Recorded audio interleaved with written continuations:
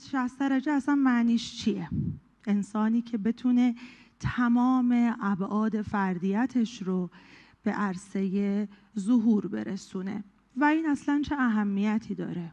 چه اهمیتی داره که ما بتونیم تمام ابعاد فردیتمون رو بهش حیات ببخشیم و زندگی بکنیم؟ واقعا چه اهمیتی داره؟ دلم میخواد یه 30 ثانیه بهش فکر کنیم. همه ما یا دکتریم، مهندسیم، هر کدوم یه پروفشنی داریم دیگه. چه نیازی هست بیایم رو ابعاد دیگه شخصیتمون کار بکنیم؟ خب اینجا تئوری فردیت رو مطرح میکنیم. این صحبت ها منافاتی با فرمایشات دکتر نداره. درسته که در زندگی امروز خیلی ما رو تشویق میکنن به توسعه فردی و این فردیت گرایی در واقع انسان رو به نوعی منزوی کرده، اما تئوری فردیت یک چیزی متفاوت هستش. تئوری فردیت چی رو به ما میگه؟ میگه که ما در سطح اول آگاهی، زمانی که به دنیا میایم، تو سطح اول آگاهی فکر میکنیم ما و محیط پیرامونمون یکی هستیم. چرا که در 9 ماهی که در شکم مادرمون بودیم، ما و مادرمون یکی بودیم. تا میایم و خودمون رو پیدا میکنیم، در سنین اول کودکی به این باور میرسیم که نه، ما با محیط پیرامونمون یکی نیستیم. چرا؟ به خاطر اینی که تصور ما این هست اگه ما به کسی خوبی بکنیم اون هم به ما خوبی میکنه. ولی در صورتی که اینطور نیست. تو 2 سالگی 3 سالگی میبینیم نه، عملا این اتفاق نمیفته. بنابراین شروع میکنیم خودمون رو از محیطمون جدا کردن. اوکی؟ تو این قسمت به سطح دوم آگاهی میرسیم. پس من از محیطم جدا هستم. پس من یک شخصیتی دارم. من از محیطم جدا هستم. تو این مرحله میاد پرسونای ما شکل میگیره. پرسونالیتی، این کلماتیه که تو مغز ما یه سری بلها رو رینگ میکنه که من چه کسی هستم. برای اینکه بتونیم پرسونامون رو پیدا بکنیم، اول میایم سراغ قهرمانا میگردیم. چه کسی قهرمانه؟ پدر قهرمانه، مادر قهرمانه. یه سری ویژگی ها رو میگیریم. تو دور و برمون کی دکتره، کی مهندسه، کی ادمایر میشه، کی تحسین میشه، قهرمان ها رو میگیریم. یه سری هم ضد قهرمان داریم، از اونام نکات منفی رو میگیم که مثل اونها نباشیم و یک پرسونایی برای ما شکل میگیره. خب اگر انسان رو یک دایره با 360 درجه طراحی در نظر بگیریم، پرسونا یک تکه‌ای از این ابعاده. شاید بهتون بگم اگه درصد بندی بخوایم بکنیم، گاهن بین 10 تا 20% این دایره رو در بر میگیره پرسونای ما. خب سر بقیهش چی میاد؟ 80%، 70%. سر اون بقیه چی میاد؟ اونا هاشور زده میشن تو ذهن ما، چون خارج تعریف ما از خودمون هستن بچه‌ها. این نکته خیلی مهمه. این دیگه روانشناسی نیست. این چیزیه که من به عنوان یک کارآفرین با همه گوشت و پوستم لمس کردم و امروز تصمیم گرفتم که با شما این رو به اشتراک بگذارم. اون قسمت‌های هاشور خورده اینو ایجاد میکنن. چرا علی رغم دستاوردهای اجتماعی، اقتصادی و پرسونایی گاهن احساس غمگینی داریم، گاهن احساس عدم موفقیت داریم، نارضایتی درونی؟ بچه برای خود من زمانی که زندگی حرفه‌ایمو شروع کردم، بهتون بگم شاید 3 بار من صفر شدم. خب من حرفم ساخت و سازه، آرشیتکتم، ساخت و ساز میکنم، ایران، قطر، امریکا، کشورهای مختلف. برای یکی مثل من صفر شدن خیلی دردناک بود، اما ریشه این صفر شدن ها تو همون قسمت هاشور خورده بود بچه‌ها. واسه همین امروز میخوام اینو بهتون بگم. اون قسمت های هاشور خورده ای که توسط پرسونا سرکوب میشه رو دست کم نگیرین. اونها چیزایی هستن که پای شما رو در مسیر موفقیت نگه خواهند داشت. اونا چاله های سر راه شمان، نه مسائل اجتماعی، نه عدم داشتن مهارت های فردی. اون قسمت های هاشور خورده. حالا فریب پرسونا چیه؟ زمانی که شما احساس افسردگی میکنید، زمانی که احساس نارضایتی دارید، ناراحتید، مضطربید، پرسونا میاد چیکار میکنه؟ میگه نه نه نه، سراغ هاشورا نریا، من هستم، بیشتر رو من کار کن.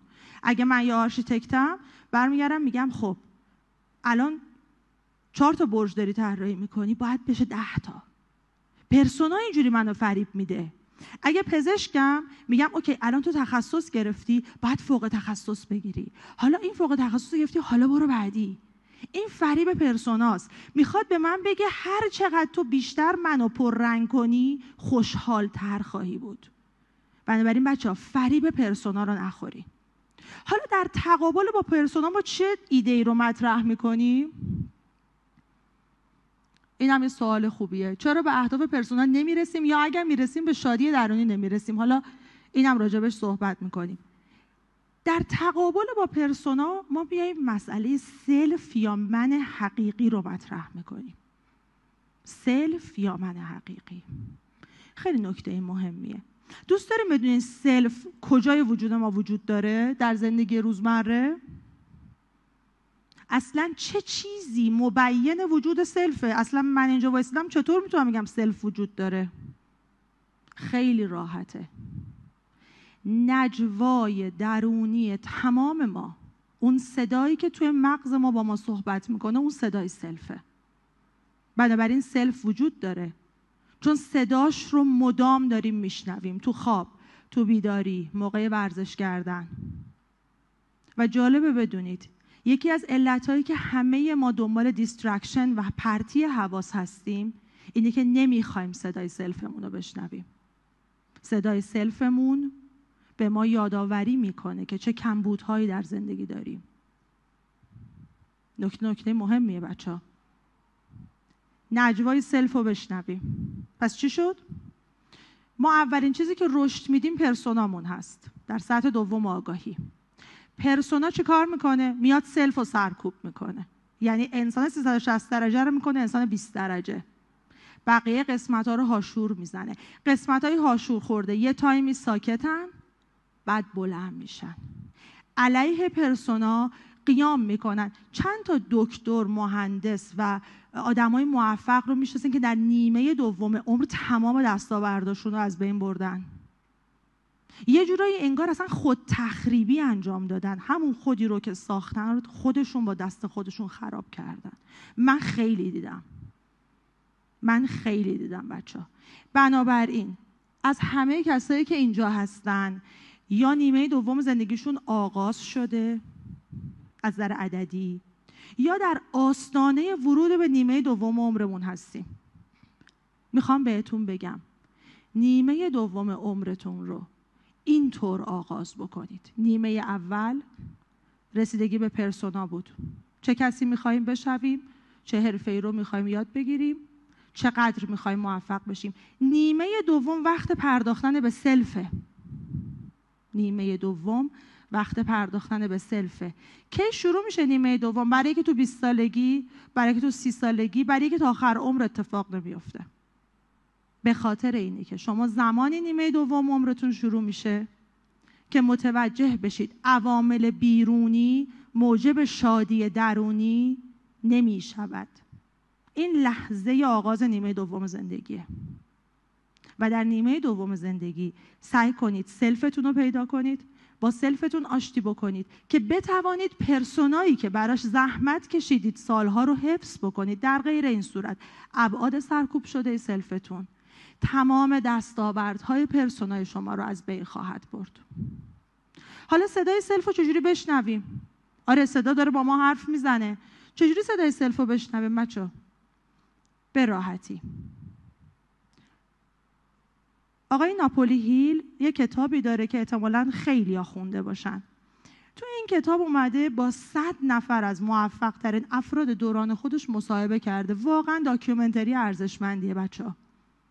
یکی از عاداتی که تمام این افراد درشون مشترک بود و من به تمام کارآموزام یا تمام کسایی که از من راهکاری برای موفقیت میخوان توصیه میکنم همینه.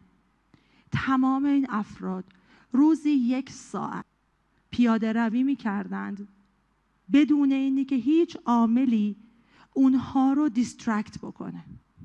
مطالعه خوبه، کتاب صوتی خوبه، خود من هم کتاب می‌نویسم، هم کتاب صوتی تولید می‌کنم، پادکست تولید می‌کنم، اما همه اینا در زمانی خوبه که شما زمان گذاشتی و صدای سلفت رو شنیدی. چرا ما وقتی رو تردمیل هستیم کلافه میشیم؟ باید یه چیزی نگاه کنیم.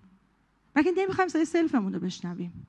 یکی از تمرین‌ها در نیمه دوم عمر باید این باشه: تحمل کنین، بگذارید ملال بر شما حاکم بشه، اصلا حوصلتون سر بره، اما صدای سلفتون رو بشنوین. اولش سخته، به مرور انقدر با سلفتون یگانه میشین که دیگه به راحتی و در حین کار روزمره‌تون هم صدای سلفتون رو میشنوین. خب صدای سلفتون رو که میشنوین چه اتفاقی میفته؟ بهش گوش میدین و اون برای شنیده شدن به ابزار خشونت‌آمیزی مثل افسردگی، اضطراب، خودتخریبی دست نخواهد زد. بنابراین امروز دوست داشتم شما رو با راهبر اصلی زندگی که همانا سلف یا من حقیقی درون هممونه آشنا کنم. شما نیازی ندارین به هیچ مربی، به هیچ کوچ و هیچ فرد موفقی رجوع بکنید. من درونی شما همه چیزو میدونه. راه خوشحالی شما رو میدونه، راه موفقیتتون رو میدونه، رسالت شما رو میدونه. فقط کافیه صداشو بشنوین. رسالت ما در نیمه دوم زندگی این باشه: پرسونال رو بهش پرداختیم، تو مسیرش هستیم، همه یا دانشجوان یا تخصصی دارن، به هر جهت دارن یک زندگی حرفه‌ای رو زیست میکنن. از امروز به بعد به سلفمون بیشتر بپردازیم که دستاوردهای پرسونامون رو خراب نکنه.